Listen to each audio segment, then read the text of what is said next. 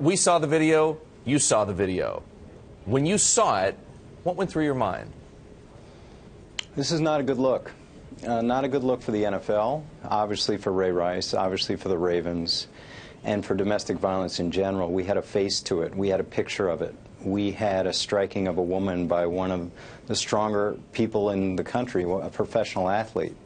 So you have that out there. The question obviously becomes what you kind of hinted at. Who knew what? Who had seen this and when he got his 2-game suspension, had this been out there? Even if it hadn't, that's where we have to start. Even if it hadn't been seen by A, the NFL, B, the Ravens, we know what we saw in the post-elevator video that came out months ago, so the questions had to be asked then. How is this woman on the floor? What happened? What did the police reports say? So we have a couple issues here, Eric. What did they see? When did they see it? And even if they didn't see it, which again strains a bit of credulity, did they not know enough then that this kind of thing may have happened? Well, assuming that they didn't see it until TMZ had it, could this cost Goodell his job, that they didn't do a better investigation? Well, I think that's a stretch. I think that's going to a point where the owners who employ Roger Goodell would have to make that determination, one of the owners being Steve Bisciotti, the owner of the Baltimore Ravens, who was either complicit in this, agreed with it. The Ravens, of course, imposed no penalties, either before, during, or after the league penalties. Let me say this. I've been privy, as an executive in the NFL and a former agent, to some of these investigations. They marshal huge resources, league security, team security, local law enforcement, federal law enforcement. That's why these investigations take months. Then if all you had to get was the security cam from the Revel Hotel, isn't someone part of this NFL organization to blame? It's very curious. And hold on, isn't curious an understatement? Isn't saying this is not a good look an understatement? We saw a woman, closed fist, punched in the face, knocked out, and dragged out of an elevator. This is not they were in a fight, it was a crime of passion. This looks like a really bad Friday night that wasn't, uncommon for him.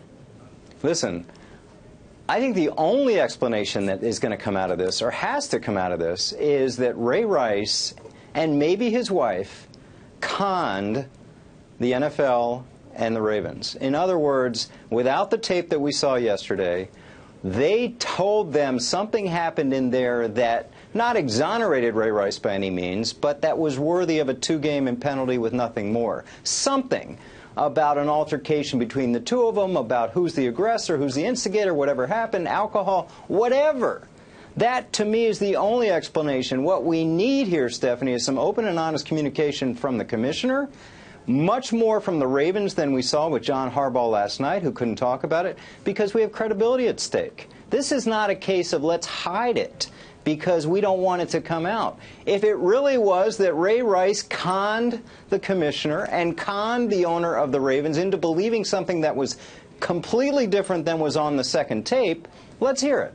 Let's hear it. This is a credibility issue. I agree with you there. Andy, it's more than a credibility issue. To the point that you made earlier, it's a credulity issue because there's lots of circumstantial evidence, and you're familiar with at least some, if not all of it, that suggests many people, including Goodell and others at the NFL and in law enforcement, prosecutors in Atlantic City had seen this tape or another version of it. They knew what went on inside the elevator, regardless of what Ray Rice and his now wife, then fiancé, said.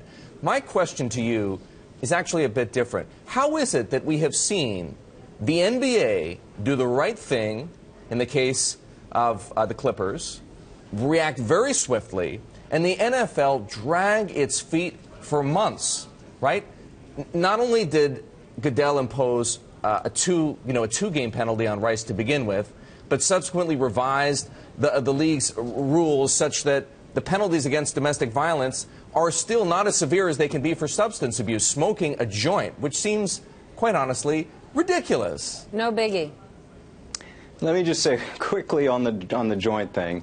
Those are collectively bargained. I'm not excusing it. Those are collectively bargained between the union and the league. In terms of discretionary power of commissioner, That's for these conduct type of things.